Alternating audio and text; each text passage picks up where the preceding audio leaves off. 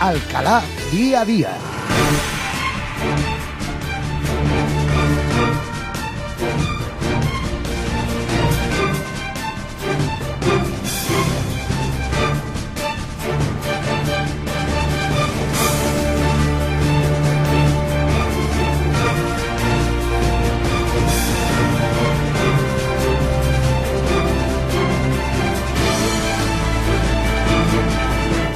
De la mañana y 40 minutos. Hoy es martes, la sintonía de Radio Guadaira, y como los martes solemos tener aquí la sintonía de la radio pública de nuestra ciudad, pues a la Asociación Alcalareña de Educación Especial.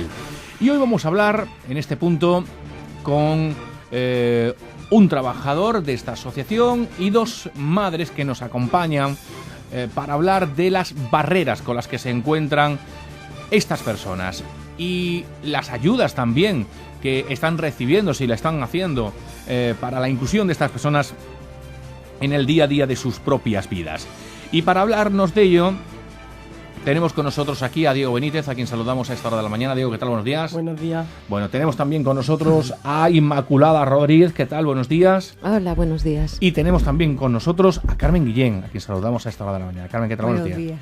Bueno, empezamos con Diego Benítez, que es pedagogo y además es una de las personas que trabaja con estas personas, unas personas con ciertos problemas a la hora de su integración en su conjunto, esas barreras a las que de muchas veces hablamos, comentamos, pero que en una gran mayoría no somos capaces de solucionar. La realidad muestra que las personas con diversidad funcional han de seguir enfrentándose a más barreras de las ayudas con las que cuenta en sus propias trayectorias, en su propia vida, en su día a día, en su vida escolar. Antes para aquellas personas que nos estén escuchando, ¿quiénes son esas personas con diversidad funcional? Digo esto porque vosotros a lo mejor estáis más acostumbrados a escuchar esta forma de llamar a personas que tienen determinada discapacidad, pero nos gustaría conocer un poco cuáles son exactamente esos problemas con los que se encuentran. Bueno, pasamos un poco de ya no hablar de personas con discapacidad, sino por el tema inclusivo también se adopta otra forma de denominar a las cosas. Entonces hablamos también de diversidad funcional porque creemos que todas las personas somos buenos en unas cosas y tenemos limitaciones en otras, ¿no? Entonces esa diversidad funcional ahora la utilizamos las personas que trabajamos en la discapacidad por denominar a las personas con discapacidad, aunque se siga diciendo comúnmente personas con discapacidad, pero la diversidad funcional realmente engloba a todas las personas. Por eso es algo que, como un denominador, que sí es verdaderamente inclusivo, porque tanto yo, que no tengo discapacidad, también soy una persona con diversidad funcional, funciono de una manera, soy bueno en algo, también tengo mis limitaciones personales. Ellos se enfrentan con diferentes barreras a lo largo de toda su vida, ¿no? ¿Cuáles son las más, podríamos llamar, más importantes, más representativas, más cotidianas para ellos? Bueno, antes de hablarte de cuáles son las que más se presentan, porque es un poco amplio, aclararte que hemos pasado también, al igual que denominando ya el tema de la diversidad funcional, pues hemos pasado también de una concepción, o intentamos pasar, porque de una concepción de la limitación personal de la persona hacia que la persona con discapacidad se enfrenta a una serie de factores sociales. Retomo una de las frases que me dijo Inma en una conversación que tuvimos, y es que ella me explicó un poco que la persona discapacitada la hacen discapacitada las personas que están a su alrededor. La propia sociedad, ¿no? La propia sociedad. Entonces, el modelo social de discapacidad, que es donde nos encontramos ahora mismo, las personas que trabajamos con el tema de la discapacidad, de la diversidad funcional, hablamos de este social, ¿no? De que es realmente los factores sociales. Por eso se habla de barreras. Entonces, ¿qué barreras te encuentras? Pues todas las dificultades que tú puedas, que no permitan tu pleno desarrollo, ¿no? ¿Y cuáles son esas dificultades con las que se encuentran ellos? A nivel educativo, porque las barreras nos las encontramos en todos los ámbitos de nuestra vida, social, educativo, laboral, ¿vale? Pero yo hablo de nivel educativo. A nivel educativo, lo que detecto desde mi corta trayectoria es sobre todo a nivel curricular. Cuando hablamos de currículum es de la correcta adaptación del currículum. Sabemos que todas las personas tienen unas necesidades. Hay un currículum global, pero ese currículum se debe adaptar a las personas, ¿no? A cada una de las personas, tengan o no discapacidad. Entonces, barreras sobre todo en ese sentido, pues encontramos desde lo más rutinario, ¿no? Desde una actividad que yo planteo para la clase, pero este alumno tiene una dificultad tal en poder realizarla. Pues tengo que hacer una adaptación para que esa actividad todos los alumnos que yo tengo en clase la puedan realizar. Entonces, una barrera que se puede encontrar, pues que esa adaptación no exista, o que directamente diga, pues esta actividad no la puede hacer, pues le pongo otra y está trabajando otra cosa distinta en el horario con sus compañeros. Entonces realmente para ellos es una barrera, porque no están desarrollándose, no estamos ofreciendo una igualdad de oportunidades, ni están desarrollándose en el sentido que podrían desarrollarse, no al nivel. Oye, Diego, ¿se le hace un seguimiento a estos chavales en cuanto a esa integración, ese desarrollo que está recibiendo? Nos gustaría creer que sí, que en las escuelas de hoy día hay un seguimiento, hay una adaptación, hay una reflexión sobre la práctica. Se está intentando evitar ese tipo de prácticas discriminatorias, de lo que te digo antes, de lo más típico, de la actividad que yo le pongo distinta. Entonces, yo quiero creer que sí, que existe eso, pero eso ya depende de muchos factores, no solamente del docente. Oye, últimamente que se ha hablado mucho del bullying, bueno, pues en las clases, ¿cómo se trabaja desde una asociación, por ejemplo, como esta, para, en algún caso, prevenir o ayudar a esos propios niños a que en el caso en el que puedan encontrarse en una situación desagradable como esta, pues puedan poner una solución? Bueno, desde la Asociación Academia de Educación Especial estamos llevando a cabo no un proyecto, pero todavía estamos ahí trabajando, y es creemos que es muy importante trabajar la sensibilización de las personas con discapacidad, es decir, que otras personas se acerquen verdaderamente a estas personas y que puedan valorar todo lo positivo y todo lo que tienen y todo lo que le puede aportar. Entonces, la sensibilización, pues hacemos actividades desde allí, algunos colegios nos visitan, ven cómo trabajamos. También creo que han dado charlas en otros momentos, lo que pasa es que yo llevo poco tiempo en la entidad. Entonces creo que se ha llevado a chavales y profesionales que han dado charlas en diferentes institutos, centros. Trabajamos mucho el tema de la sensibilización, porque es algo que acerca a las personas que no tienen discapacidad a las que sí la tienen. Entonces, y realmente somos experiencias muy bonitas, porque luego ves que eso tiene un efecto, aunque sea poco, pero algo has hecho en las personas que vienen a visitarnos. ¿Y la familia qué papel ocupa en toda esta historia? Fundamental. Realmente, cuando hablamos de barreras, no nos referimos... Sí que es cierto que en todo contexto familiar puede haber algún tipo de barrera, ¿no? Algún pensamiento que a mí no me deje desarrollarme o crecer. El tema del proteccionismo, del no puedes hacer esto, ponerle tu propia barrera a tu hijo, ¿no? A tu hija. Pero la familia normalmente suele ser un gran apoyo y suele ser la principal ayuda, ¿no? Normalmente, bueno, yo por lo menos las familias que he conocido, la mayoría, aunque tengan sus limitaciones también como familia y piensan que o limiten en cierto modo a sus hijos en algunos aspectos, pero que ellos te cuentan y te hablan de que su familia para ellos es lo más valioso que tienen.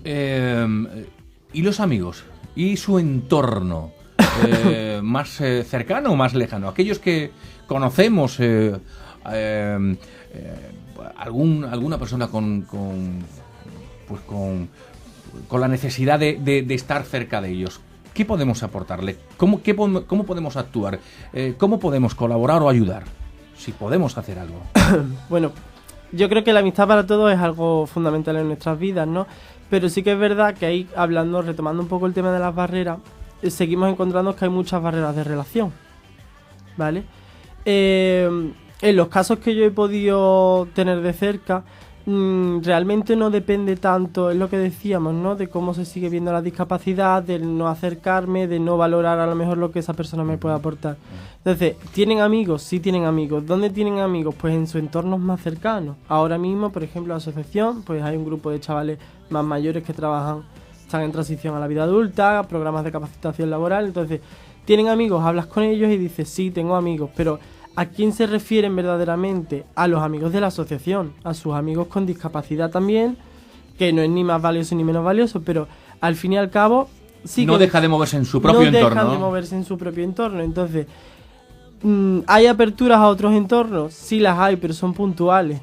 Normalmente es muy raro, incluso nosotros tenemos algún chaval que ha encontrado una amistad fuera de lo que es el entorno de la discapacidad y todo eso, y se nos hace raro. Decimos, pues no entendemos esta relación, no nos cuadra del todo, no sabemos hacia dónde quiere llevarnos. Entonces, incluso también podemos tener nosotros muchos prejuicios con respecto a eso, ¿no? Pero es muy valioso, es lo que te decía antes de la sensibilización. Es muy valioso que unas personas y otras sepan que se pueden aportar, pero estamos ahí en ese camino que... Tenemos con nosotros a Isma, por un lado, y a Carmen por otro. Son madres con personas con discapacidad y que estaban escuchando con especial atención lo que estaba comentando Diego, y en un momento dado de una de las preguntas en las que hacía referencia al seguimiento que se le podría hacer desde la propia administración, los profesionales que trabajan con ello, a cómo ese día a día de estas personas, pues bueno, ponía así un poco como cara como de bueno. ¿Por qué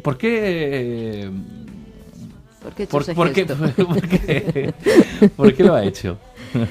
Porque la bondad de Diego es inmensa y su juventud pues tiene la fuerza de la juventud, y él cree en su trabajo y cree en lo que está haciendo y cree en estas personas, por eso está ahí, y me encanta verlo así.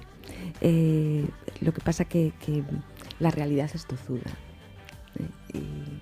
y te estrella. Yo no quiero que te estrelles, Diego, pero querido, no es así. Cuando habla que no es así, ¿a qué se refiere, Isma? Vamos a ver. ¿Cuál es la realidad? La realidad, desde su punto de vista como madre. La realidad es muy dura. La realidad es muy dura. Habiendo avanzado muchísimo. O sea, te sitúas no hace tantos años acá y aquello era indignante.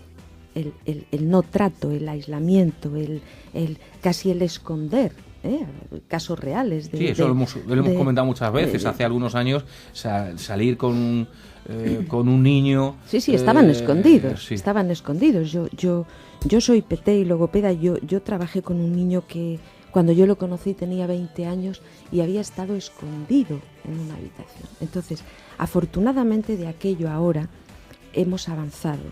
¿Suficiente? No, que va, estamos en pañales. ¿Por qué le hacía yo ese gesto a Diego? Porque claro que sería deseable que hubiera un seguimiento, pero ¿un seguimiento de qué? Si no hay ni un inicio de... ¿Vale? La inclusión es... vamos a ver, yo me doy cuenta, yo ya soy un poquito mayor, entonces me doy cuenta que cuando no sabemos qué hacer, pues somos perversos con el lenguaje. Le cambiamos el nombre, tenemos el mismo perro, vamos a cambiarle el nombre, oye, parece como que hemos hecho algo muy profundo. Y entonces ahora, ¿cómo era? Diversidad funcional. Fíjate, no le he prestado ni atención. Diversidad funcional. ¿Pero qué es esto? Son personas discapacitadas o personas con otras capacidades, llámalo como quieras, pero que no te quedes en el nombre. Son personas. Punto. ¿Qué es lo que pasa? Que en los ámbitos de educación, por ejemplo,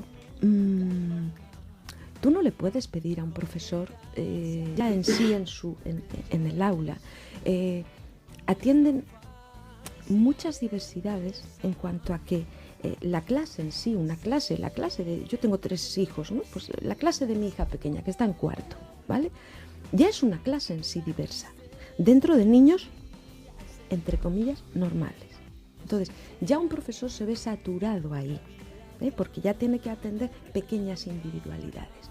Vale, ahora tú dile que dentro de ese grupo tiene una persona con otro tipo de discapacidad más severa. Yo siempre les decía a los profesores de mi hijo Eduardo, no contéis nunca que vuestra clase son 22 más 1, que en ese caso sería mi hijo. Vuestra clase es de 23 y así la tenéis que considerar. Pero ¿sabes lo que eso supone? No es que suponga más trabajo, de verdad. Yo ahora te digo como profesional, más creatividad. Más creatividad es salirte un poquito de tu zona de confort. Y realmente luego es muchísimo más rico. No solamente para la persona de la que nos estamos ocupando, sino para el resto. Y sobre todo para el resto y para ti como profesional. Pero la primera barrera que te encuentras, los padres de los otros niños. Mi niño multiplica muy rápido. Y no va a ir más despacio porque el tuyo todavía esté sumando. ¿Vale? Las barreras que al principio, yo recuerdo al principio, las únicas barreras de las que se hablaban eran arquitectónicas. Mira, pues qué sencillo. Oye, pues se pone una rampa y ya está. Un ascensor, ya hemos terminado. Y cursos, venga, para ciegos y para... No, hombre, no. Las barreras a las que hemos llegado son muchísimo más profundas. Pues son afectivas. Son de gestión de personas. La barrera a la que nos enfrentamos es de intolerancia total. Hace pocos días, os lo cuento como anécdota. Mi hijo tiene 22 años, melena, perilla, señor francés, guapetón. Y no tiene ningún problema con interrelacionar con nadie. O sea, él entiende que los problemas los tendrán los demás, él no tiene ninguno. Entonces estábamos en una cafetería y una señora, supongo que con toda su buena voluntad, le dice... qué guapo mi niño, incluso en ese tono, ¿no? Y Eduardo la mira paciente, deja que la señora acabe su rollo y cuando ya la señora ha acabado, Eduardo la coge así del brazo y le dice, cariño, tengo 22 años. Eso es muy serio. Eso que lo ves como una anécdota, eso es muy serio. Mi hijo tiene 22 años. Y mi hijo, si sale con la pandilla de amigos, es muy curioso. Los miran, están como observados. No pueden ir a todos los sitios. Porque por lo visto un karaoke de personas con discapacidad parece que molesta más que tú y yo si nos vamos al karaoke, que seguro que cantamos de pena a lo mejor. Yo seguro. Yo pues por ahí, más o menos. Pero es curioso, hace poco a Eduardo vinieron a buscarlo sus compañeros del colegio. Él estudió en Pedro Gutiérrez y lo invitaron a cenar. Se juntaban, habían decidido juntarse los amigos. Él había perdido el contacto con muchos de ellos. Evidentemente Eduardo fue feliz, pero se lo pasó de maravilla. Pero ¿qué es lo que me llamó la atención? No llama la atención que en una pandilla haya una persona con discapacidad, pero llama la atención que una pandilla de discapacitados salgan a tener su tiempo de ocio, derecho que tenemos tú y yo, y que parece que ellos todavía no lo tienen. No está esto todavía muy preparado. Carmen, ¿tú tienes la misma sensación que tiene Inmaculada por tu experiencia con tu propia hija?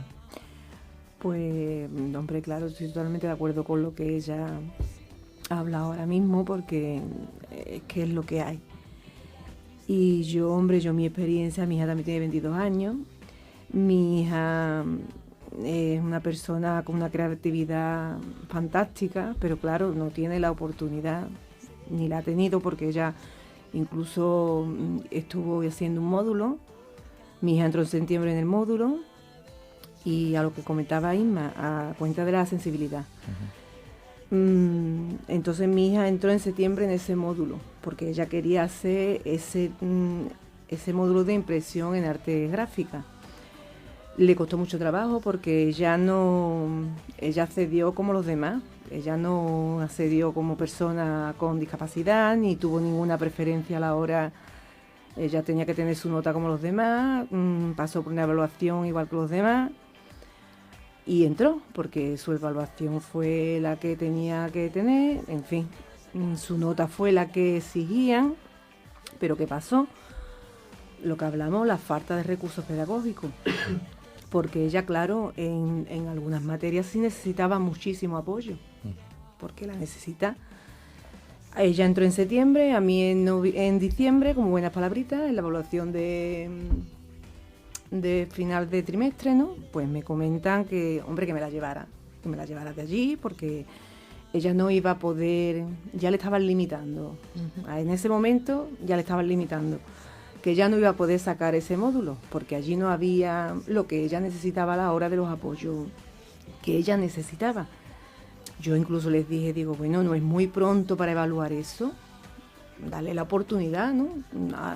Tú en 2 meses y medio que lleva mi hija aquí, no puedes tener esa valoración de saber lo que mi hija es capaz de darte, ¿no? Que yo era consciente de eso, ¿verdad? Que yo en el fondo, yo era consciente de que mi hija necesitaba esos apoyos. Pero claro, yo peleé para que los tuviera, que no los tuvo porque fue imposible. Porque ya a ciertas edades no hay nada de apoyos para ellos. Tienen que...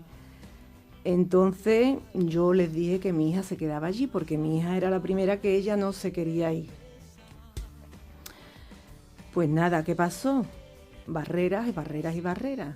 Ella lo que fueron todas las asignaturas que era de práctica fue estupendamente, pero claro, las 3 asignaturas que tenía ya, que era, pues era imposible. Ahí no había ni exámenes orales, porque claro, y me decía incluso una de las profesoras, su tutora me decía, es que yo sé que el conocimiento lo tiene, porque la veo que lo tiene, lo que pasa que claro, a la hora de exponerlo en documento como querían ellos, ella no era capaz, no tenía esa capacidad.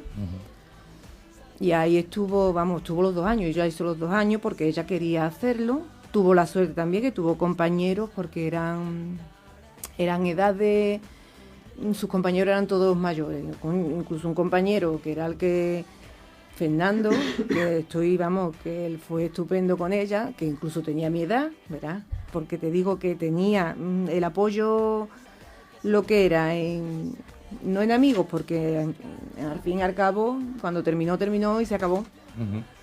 Pero ahí sí tuvo ella ese apoyo afectivo, pero lo que es después, la hora de ella poderse sacar su ciclo, no lo pudo terminar. No lo pudo terminar, pero vamos.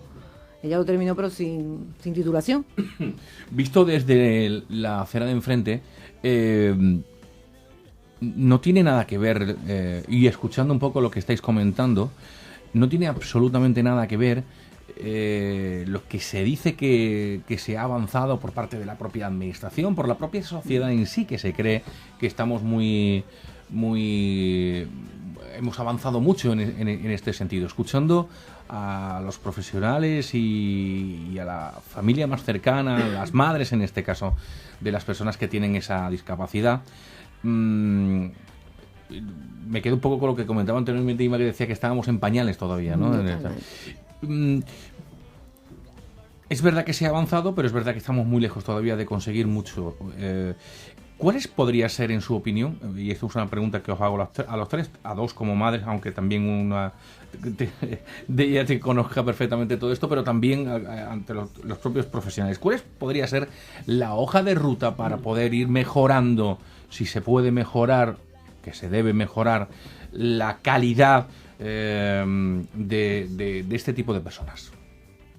Inma, por ejemplo. No es tan difícil. Vamos a ver. Al final esto es una cuestión de tolerancia y de diversidad. Estamos asistiendo a muchos problemas sociales por intolerancia. El problema del maltrato, con todo lo serio y lo profundo y con todo el respeto que yo lo alumbro aquí en este momento, es un problema de educación y de intolerancia. El problema de la discapacidad es un problema de educación y de intolerancia. Al final, todo está en la base de la educación. Esto no es erróneo y vamos a empezar por los padres. Los padres cuando llevamos a los niños a infantil, al cole, a 3 años, que sabes lo que tienen que hacer, divertirse mucho, salir con el baby muy sucio, haber jugado mucho y pasárselo súper bien. Pues no. Mi niño es el más listo porque ya coge el lápiz muy bien. Me ha dicho la maestra que es el que mejor coge el lápiz. Y además mi hijo ya sabe no le sabe ninguno, nada más que el mío. Empieza ya una vida, ¿vale? Y el que tiene alguna discapacidad, nadie se para a explicar realmente el concepto de discapacidad, como bien dice Diego. Yo soy absolutamente discapacitada para los instrumentos y para coser, y mi madre es modista, y yo soy discapacitada con una aguja, ¿vale? Pero nadie me ha cortado las alas para eso. Me han dejado, cuidado, yo he tenido la oportunidad de elaborar mi proyecto de vida, y dependía de mí, no dependía de nadie. Pero es que a mi hijo han empezado diciéndole: no, tú eres un niño malito. A mí me revienta, y lo digo desde aquí, esa expresión. Yo contra esa expresión le he contestado a profesores, a médicos y a personas de la calle. Un niño malito, ¿pero eso qué es? Primero, no es un niño, es un tío con barba y 22 años. Segundo, gracias a Dios no está malito, no se ha resfriado todavía, ¿vale? A mí me ha dicho un médico: es que estos niños malitos. ¿Pero usted de qué habla? Esto me indigna. Entonces, no es tan... Vamos a ver, que no hay que hacer grandes cosas, que no hay que hacer grandes infraestructuras. Es una cuestión de educación. Si tú empiezas a educar en la tolerancia, ¿vale? Mi hija tiene 7 años, ¿vale? Respecto a los 22 que tiene su hermano mayor. Jorge es el del medio, tiene 18. Pero me voy a ir a Ixíar, a la pequeña. ¿Por qué Ixíar no tiene ningún tipo de dificultad ante la discapacidad? Porque no lo entiende como una dificultad. Es algo más que está. Y entonces ella no se plantea jamás: ¿por qué este niño no puede hacer esto? ¿O por qué mi hermano hace esto distinto? No, el planteamiento de mi hija es: ¿qué puedo hacer yo para hacérselo más fácil, para ayudarle? Y además, como se relaja, como lo considera como persona y considera su grandeza, es consciente de todo lo que su hermano le aporta y todo lo que su hermano le enseña. Porque en mi casa, efectivamente, Eduardo es el hermano mayor. Cosa que no pasa en muchos sitios. Entonces, no es tan difícil, ¿eh? No es tan difícil. Es tolerancia y respeto, simplemente. Inma. Carmen. Al hilo de lo que le estábamos preguntando, la pregunta que... Pues lo mismo, eso, educar en la tolerancia, en que ellos son personas como los demás, tienen sus sentimientos como los demás, sus sueños como los demás, y además eso, que no hay que hacer grandes inversiones, sino recursos pedagógicos también en las escuelas, para ser una escuela inclusiva desde pequeño, pero desde que tienen 3 años, no desde un poquito más adelante, nada, desde que tienen 3 años. Esos recursos pedagógicos, pero no solo para personas con discapacidad, sino para todos, para que todos se eduquen en la tolerancia, en la inclusividad, en la libertad de esas personas, en sus derechos humanos como personas. Y eso, y que no haya el por qué él no puede. Sí puede, no lo limites, déjalo. Déjalo que se limite la persona sola como dejamos a los demás. Porque yo sé que yo no puedo cruzar ahí porque le tengo miedo, o porque mi capacidad motriz no es capaz de pasar esa línea, déjame a mí que yo sea la que me limite. Pero no digas no pongas barreras. Diego.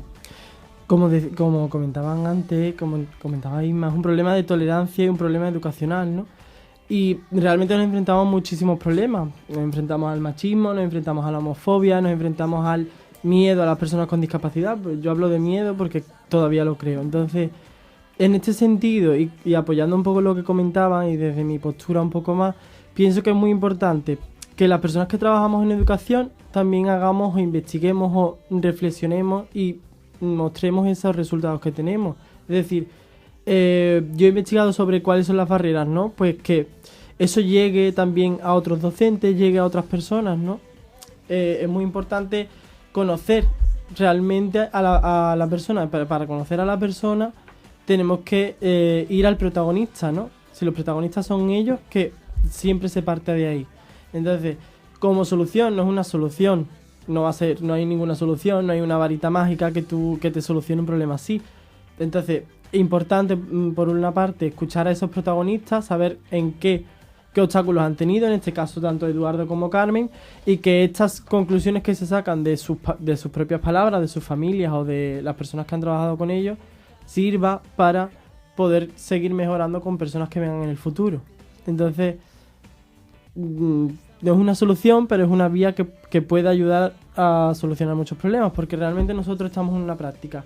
Ellas como madres en sus casas, otras personas como profesionales, entonces estamos en una práctica continua que a lo mejor no nos deja ver más allá. Entonces también necesitamos ese reflejo de las cosas que ellos quieren, de las cosas que ellos precisan. Algo que a lo mejor ellos no han tenido, pero que en un futuro pueden tener otras personas, ¿no? Que tengan sus mismos problemas o otras limitaciones diferentes. Bueno, pues realmente interesante lo que habéis comentado, hemos hablado y no habéis participado en la sintonía de Radio Guadaira. La educación, la tolerancia, que es importante para que estos niños, o no tan niños, sigan creciendo en esta sociedad compleja y difícil en la que nosotros también tenemos que ayudar y aportar para que puedan ser y convivir con nosotros como personas que lo son de hecho, de pleno derecho. Muchas gracias a Carmen, muchas gracias Inmaculada, muchas gracias Diego por estar con nosotros en Radio Guadaira.